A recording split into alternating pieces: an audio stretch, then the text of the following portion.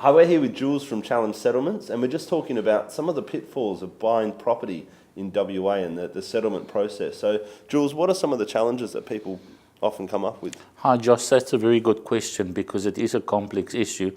Basically, in a nutshell, you have a buyer and a seller who have various parties acting for them. In some cases, there can be a dozen acting for either party. Obviously, some might be involved with both, like your state revenue department or Landgate. But the problem is when you've got the food chain and one or two people don't communicate with each other, or there's a breakdown in communication, it can delay settlement.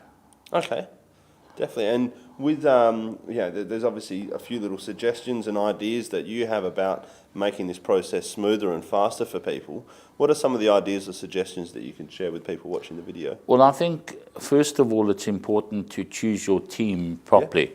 For example, we're a boutique settlement agency, and whether you choose a boutique settlement agency or law firm, as one would go and see a doctor if you had a problem, I think it's important to come and see us before you even decide to buy the property, so that we can give you all the advice that you need to include the clauses that you need and make sure that some of these issues can be avoided. Okay. By choosing the right, ensuring that the parties that would be involved can be communicated with or be advised that there's an urgent situation in relation to the transaction. Okay, so I understand with that many people involved with the process, there's obviously quite a few delays and challenges that come up.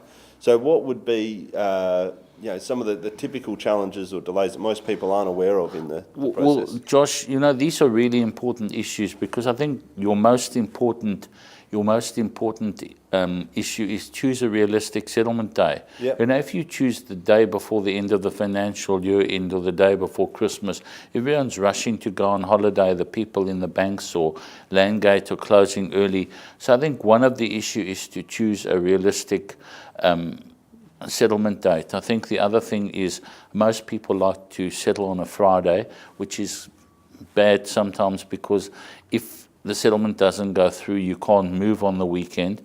And I think that it's really important to choose a settlement agent that's available to talk to. And if you're not going to be in Perth or in Australia when the settlement goes through, is to advise your settlement agent, because we have situations when people phone the office and say, well, I'm going overseas and I won't be here when our settlement's going through. If they told you before, we can prepare and lodge a power of attorney and preempt the problem. So it just comes down to a bit of forward planning. And if people come to us, as I said earlier before, we can go through the process with them and make a plan or a roadmap or like a business plan for the settlement, because it is quite complicated. It's not like going into a shop and buying something. There are a lot of difficulties that arise. Yeah, a lot of factors that get involved. So with people that are looking at finding a settlement agency to deal with, I know you mentioned that you have a very boutique service in your approach to it.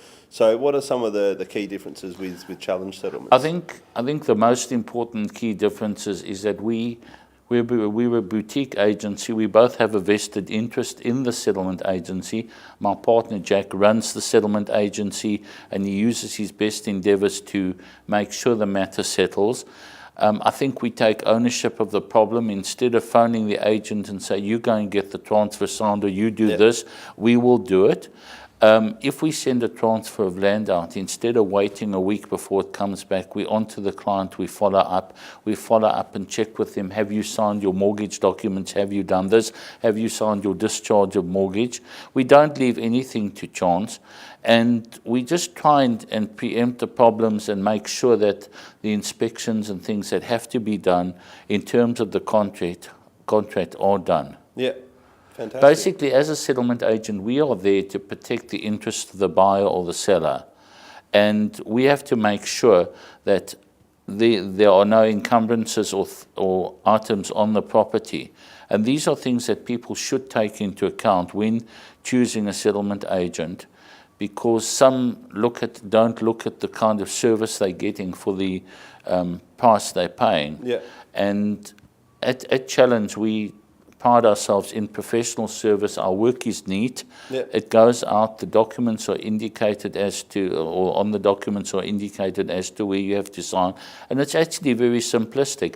And another thing which I think distinguishes us from our competitors is we're available after hours. Okay. And a lot of our competitors, you have youngsters working and they're only available till 5 o'clock. You can't get hold of them. I mean, I was out with my partner the other night. People were phoning them at 8:30 because that's what the service industry is all about. It's not 8 till 5, you know. Unfortunately, after hours, you can't necessarily deal with all the items.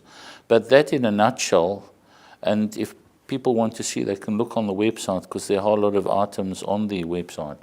Okay, fantastic. So Challenge Settlements, we're here with Jules, and he's just given a load of really practical advice about making your settlement a smooth process and what you could do to get in touch with Challenge. Jules has got a heap of videos online, so I hope you enjoyed this one, and there's another one coming shortly after this, so thank you.